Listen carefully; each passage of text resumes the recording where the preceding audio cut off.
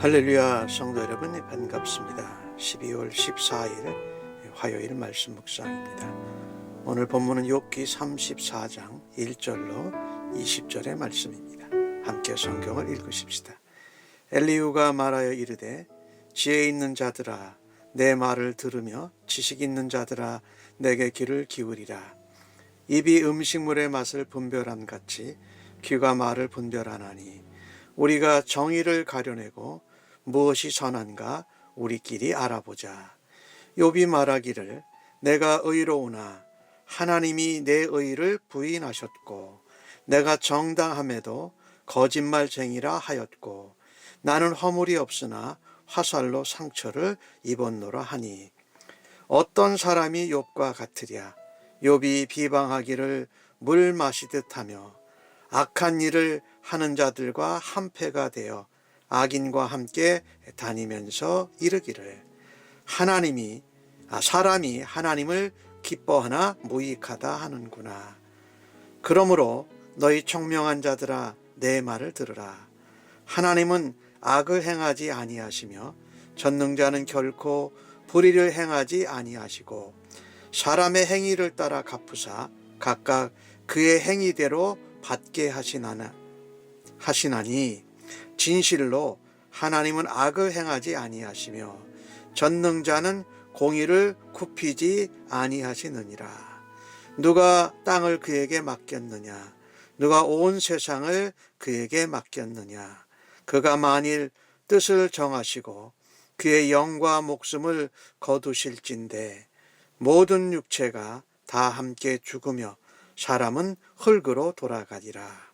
만일 내가 총명이 있거든 이것을 들으며 내 말소리에 귀를 기울이라. 정의를 미워하시는 이시라면 어찌 그대를 다스리시겠느냐? 의롭고 전능하시는 이를 그대가 정죄하겠느냐? 그는 왕에게라도 무용지물 이라고 하시며 지도자들에게라도 악하다 하시며 고관을 외모로 대하지 아니하시며 가난한 자들 앞에서 부자의 낯을 세워주지 아니하시나니 이는 그들이 다 그의 손으로 지으신 바가 됨이라. 그들은 한밤중에 순식간에 죽나니 백성은 떨며 사라지고 세력 있는 자도 사람의 손을 빌리지 않고 제거함을 당하느니라. 아멘. 엘리후의 두 번째 말입니다. 특별히 욥에 대해서 우리 엘리후가 욥을 고소하고 반면에 하나님을 변호하는 엘리후의 말입니다. 그래서 오늘 욥의 잘못에 대해서 5절에서 9절까지 이야기하면서 엘리후가 말하기를 이렇게 말합니다. 우리가 무엇이 선하고 무엇이 정의인지 우리가 가려내고 알아보자 라고 하면서 욥을 고소하게 되는 것이지요. 그런데 이 엘리후가 한 말을 보면은요, 전체적으로 욥이 고난에 대해서 반응한 것을 그가 듣고 보았습니다. 그것으로 욥을 평가하고 판단하고 고소하는 모습을 보게 됩니다. 이 엘리후는 욥에게 욥의 고난을 많이 이야기하고 욥의 잘못은 짧게 이야기하고 엘리후가 부각시킨 것 하나가 뭐냐면요, 하나님을 그가 부각시킵니다. 하나님 입장에서 하나님의 역사와 하나님이 하시는 일이 뭔지를 부각시키면서 욥의 잘못을 이야기하고 있습니다. 그래서 오늘 10절부터 20절까지의 내용도 그렇고요, 20절에서 30절까지의 내용을 보면 욥이 하나님을 변호하는 거예요, 오히려. 그리고 그 가운데 31절부터 37절까지는 그 하나님을 변호하면서 그런 하나님에게 어떻게 욥 네가 하나님 앞에 의롭다 그러고 하나님 앞에 불평불만할 수 있느냐 이렇게 말하는 것이지요. 이 엘리후의 큰 전제도 욥의 세 친구들과 별로 다르지 않습니다. 하나님은 악을 행하지도 않고 불의를 행하지도 않으시는 분이고 공평하고 공의로 다스리시는 분이다 라고 말합니다. 욥의 세 친구들과 같은 입장인데 엘리후는 접근하는 방식이 하나님 쪽에서 하나님을 변호하고 하나님을 드러냄으로써 욥의 잘못을 들춰내고 고소하는 그런 양식을 취하고 있습니다. 그래서 오늘은 엘리후가 먼저 얘기한 하나님에 관한 부분을 보면은요, 10절에 그런 말씀을 하죠. 하나님은 악을 행하지 않으시고 전능자는 결코 불의를 행하시지 않는다. 하나님께서는 사람들의 행위대로 갚아주신다. 하나님은 악을 행하지 않으시고 공의를 굽히지 않는다. 하나님이 천지를 만드셨고 하나님이 뜻대로 이 천지를 주관해 가시고 사람들의 생명, 목숨도 하나님이 다스린 가운데 속하게 된다라고 말합니다. 그러면서 하나님이 정의로 공의로 하나님의 주권과 뜻으로 다스리는데 어떻게 네가 욥이 하나님을 의롭고 전능하신 일을 네가 잘못됐다고 원망하고 불평할 수 있느냐라고 욥에게 질문합니다. 그리고 그 하나님은 왕이라도 무용지물이라고 부를 수 있고 지도자들 그들에게 악하다가 하실 수도 있고 고관 대작들을 그들의 직이나 또 가지고 있는 재물로 평가하지 아니하시고 그래서 가난한 자들 앞에서 부자의 낯을 세워주지 않으신다라고 합니다. 한밤중에 순식간에 데려가실 수 있다. 사람들의 손을 빌리지 않고도 하나님이 직접 하신다라고 하면서 그는 공의로 다스리시고 공평하게 통치하시는 하나님을 부각시키고 변호합니다. 그래서 욥에게 말하고 있는 것입니다. 네가 이렇게 공의와 정의를 따라서 통치하고 다루시는 심판하시는 하나님이시다. 그런데 어떻게 욥 네가 함부로 하나님에 대해서 그분의 통치하시고 주권을 행사하시는 거에 대해서 네가 비방해서는 안 된다라고 이렇게 말하는 것이죠. 엘리후가 말한 것은 다 맞아요. 하나님은 중심을 보세요. 외모를 보지 않으시잖아요. 하나님은 전능하시고 공의로우신 분이에요. 그런데 사람은 눈에 보이고 우리가 경험한 것만 가지고 상대방의 의로움과 능력을 평가하고 또 판단합니다. 하지만 하나님은 외적인 결과, 외모를 가지고 판단하시지 않으시는 분이죠. 권력이 있는 왕이나 고관이나 부자들일지라도 하나님 앞에서는 무용지물이라고 하실 수 있어요. 쓸모없는 자다, 악한 자다 할 수도 있어요. 그런데 하나님은 반드시 사람의 중심을 보시지 않습니까? 그래서 하나님 앞에 불평하고 원망하고 뭔가 하나님 앞에 경고망동하는 것 같이 보였을지라도 그 마음의 중심을 하나님이 바로 보아주시면 하나님은 그를 인정해 주신다라는 겁니다. 우리는 누가 의로운 자인지 누가 제대로 된 신자인지 알지 못합니다. 그러나 하나님은 아세요. 우리를 만드시고 우리에게 이 땅을 통치하고 생육하고 번성하고 다스리라고 말씀하신 하나님만큼 사람을 잘 아는 분이 없지요. 그래서 하나님의 눈에는 욥이 의로운 자였습니다. 욥이 고통과 재앙을 당하고 하나님 앞에 원망하고 불평하듯 하나님 앞에 하소연하는데도 하나님의 눈에는 의로운 자였고 하나님이 살피시고 그를 붙잡아 주실 것이 분명합니다. 따라서 우리가 살아갈 때에 현재에 주어진 고난과 이해할 수 없는 상황 가운데서도 인내하면서 하나님 앞에 겉모습보다는 우리의 마음의 중심을 드릴 수 있는 사람이 되기를 간절히 원합니다. 겉모습이 좀 부족하고 불평이나 원명이나 하나님 앞에 경거망동하게 대적하는 것 같아도 속사람이 의로운 사람을 하나님께서 반드시 붙들어 주시고 하나님의 은총으로 하나님의 능력으로 역사해 주실 것입니다.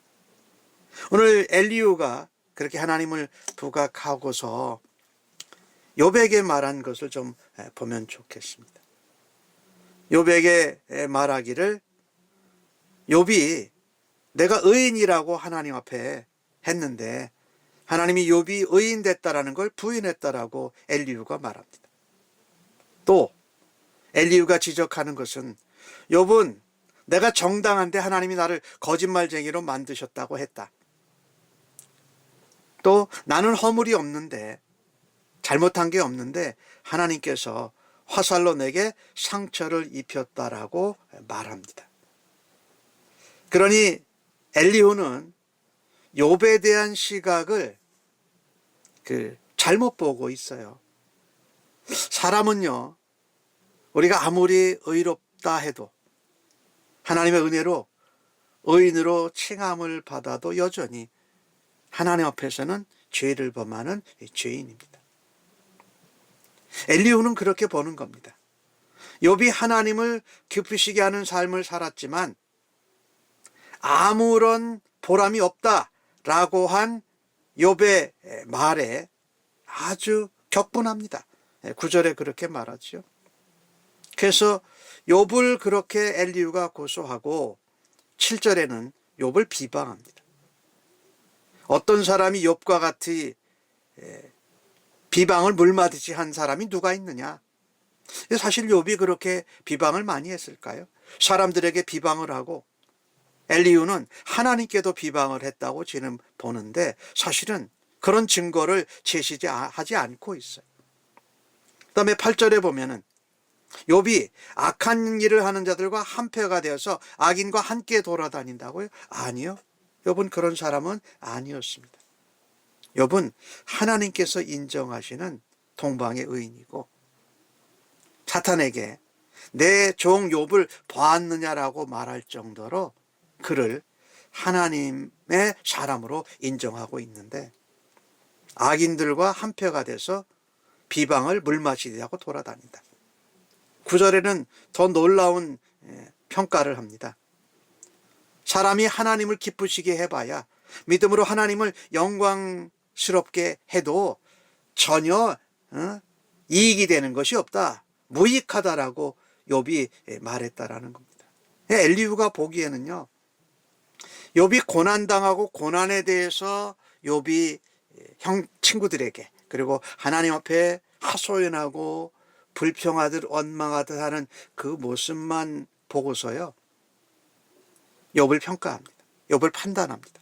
그리고 욥을 정죄하고 고소하는 것을 볼 수가 있습니다.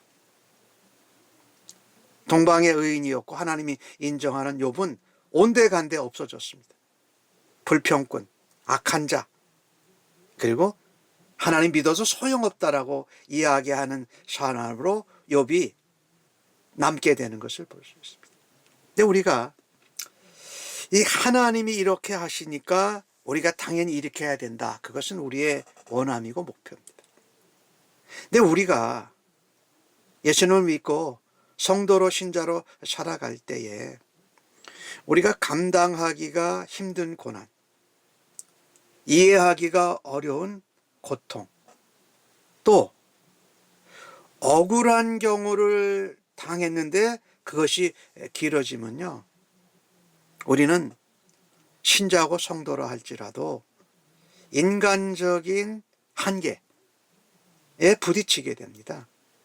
그래서 그때 불평의 말이 나올 수도 있고 원망의 말이 나올 수 있고 하나님이 없는 것 같다고 할 수도 있고 또 어떤 사람들에게 보여질 때는 하나님을 마치 대적하고 하나님을 떠나는 것 같이 그렇게 보여질 수도 있다라는 것입니다. 물론 우리들이 그런 고통과 어려움의 긴 시간에 있을 때에 우리의 마음과 입술을 지키는 것이 지혜로운 일이고 또 믿음을 지키는 것이 소중합니다. 하나님이 살아계신가?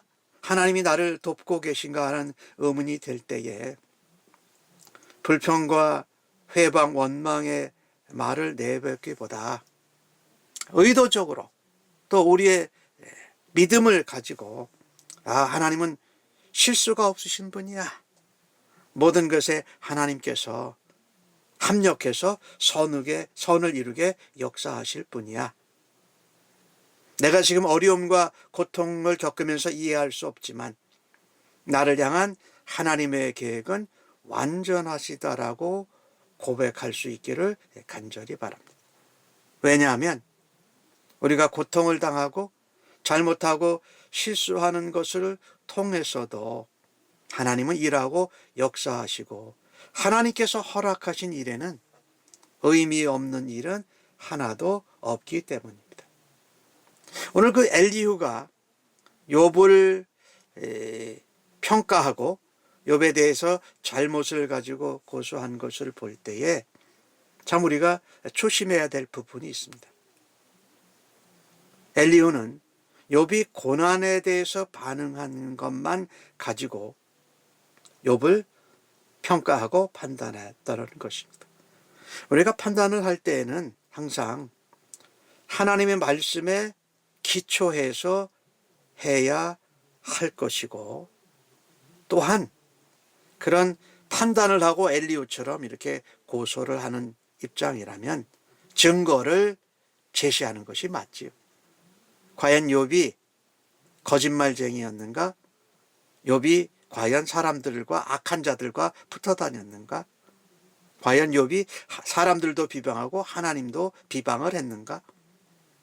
하나님을 믿는 것이 헛것이구나라고 했는 그런 증거는 하나도 내놓지 않고 그냥 욥의 고난에 대해서 한 반응을 가지고 판단하고 정죄하는 것을 볼 수가 있습니다. 우리가 그리스도인이면서 쉽게 범하는 잘못 중에 하나입니다. 선입관, 편견, 그리고 제한된 경험을 가지고 다른 사람을 판단하고 정죄하는 실수를 우리도 모르게 범한다라는 겁니다. 특별히 이 성도들이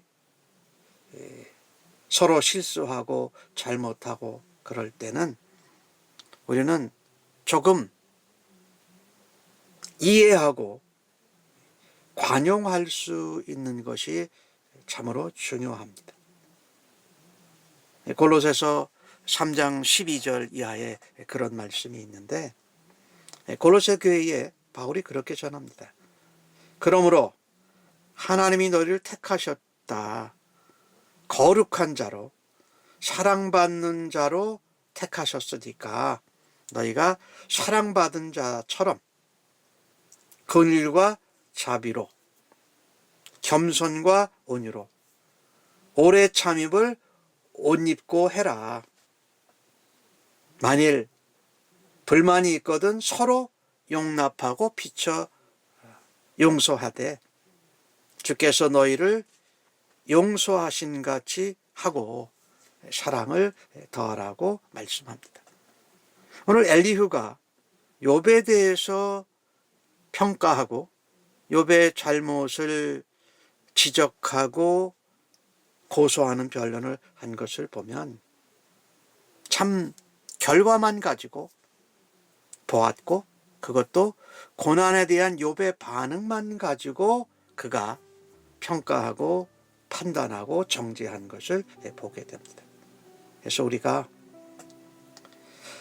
엘리후의 모습을 보면서 우리는 당위적인 것, 당연한 것을 가지고 이렇게 해야 된다라고 해도 그것을 다 못하는 연약하고 부족한 존재임을 인정해야 합니다. 나를 향해서도 그렇고 다른 사람들을 향해서도 이해하고 관용할 수 있는 이런 여유를 우리가 갖는 그리스도인들 되기를 간절히 바랍니다. 아멘. 기도하십시다. 하나님, 전능하고 공의로 다스리시는 하나님 앞에 우리의 자랑과 우리의 의와 우리의 열심을, 우리의 지혜를 드러내는 어리석은 자 되지 않기를 간절히 원합니다. 고난과 아픔으로 몸과 마음이 영원히 무너져 내릴 때에도 믿음과 소망과 사랑으로 나의 마음의 중심 속사람을 아름답게 가꿀 수 있는 사람 되게 하여 주시옵소서. 하나님, 다른 사람을 향하여서 너무 간단하게 쉽게 제한된 모습을 보고 또 나의 경험과 지혜로 평가하고 판단하고 정죄하는 모습이 아닌 이해하고 관용하고 사랑으로 바라다 볼 수 있는 주님의 눈을 열어 주시옵소서. 오늘도 주님을 바라다 보며 주님을 닮아가는 하루 되도록 주여 인도하여 주시옵소서. 감사하옵고 예수님의 이름으로 기도합니다. 아멘.